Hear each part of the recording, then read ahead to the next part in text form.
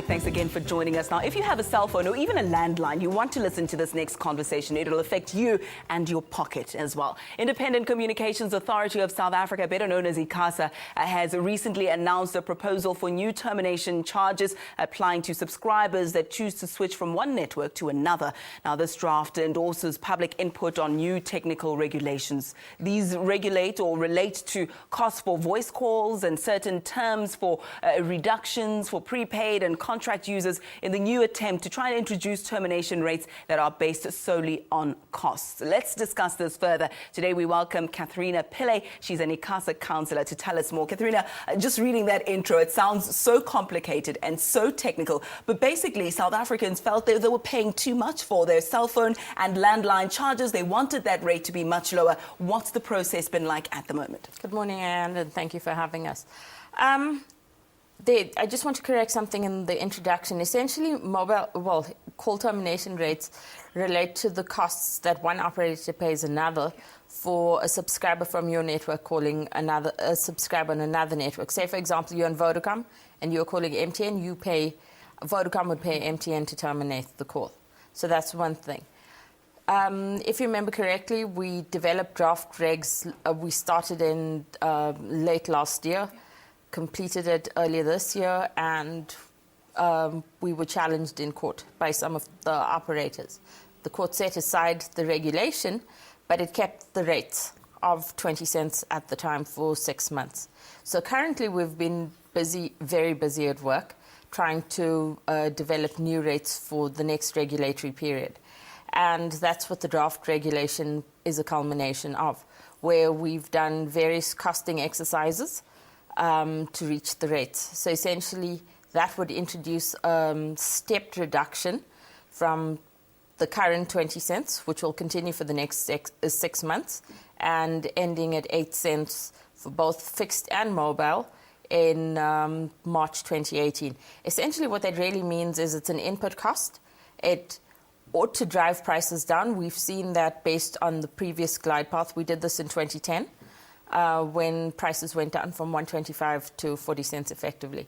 So essentially, we have seen prices come down, and we expect the same is going to happen right now, except consumers really need to be aware of the fact that just because the rate goes down from 20 cents to 16 cents next year doesn't necessarily mean that the retail rate would go down by the same amount. And there are various reasons for that, but we do see that there's increasing competition. And we do see the continued downward pressure in terms of retail tariffs, which is exactly what we want. And this is applicable to voice only. In the next financial year, we'd be looking at data, but not in this period. Okay, yeah, because I'm hearing my technical director say, what about data? What about data? So you haven't focused on data at the moment? No, we have another regulation, and we'd love to come back to talk to you about that. Yes, indeed.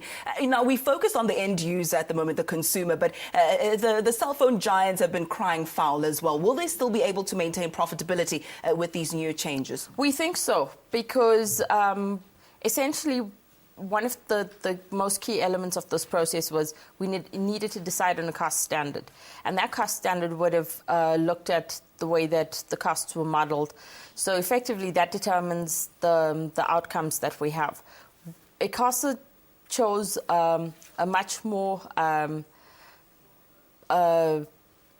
we didn't choose a punitive measure. Effectively, operators were currently at fully allocated costs. Then you have an interim step. Then you have a final step. Essentially, the final step, what that does is it looks only at network costs.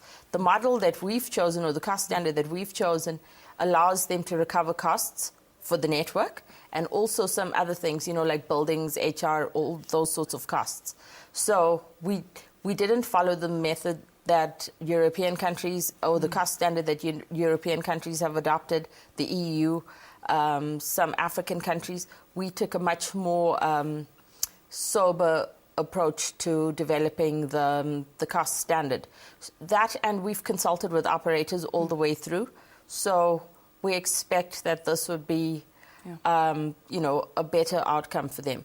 That said, while we've consulted with them for the various steps in the process, the draft regulation that was published on Friday, they still have an opportunity to comment. Actually, anyone interested has an opportunity to comment. There are two parts to the draft reg.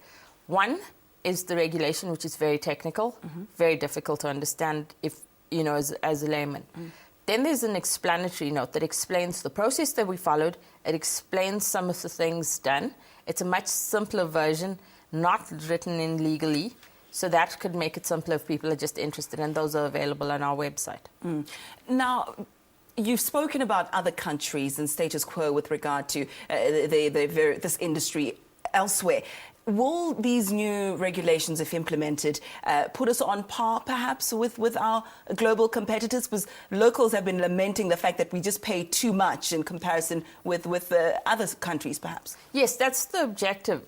Before the glide path started in 2010, essentially we were in the basket of, you know, in terms of prices. If you compared us to countries, we were far above the curve. Now there's an increasing pressure that prices have dropped, so we've gotten better. But at the same time, we're not cost-related at the moment. By the end of the glide path, we expect that it would be, well, that's the objective of this process, that essentially you want prices to be cost-based. But at the same time, we're not trying to be punitive because we're cognizant of the fact that operators would need to extend infrastructure and invest in infrastructure. And we've also introduced or continued the principle of asymmetry on the basis that we want smaller operators to grow. We don't want to see operators fold.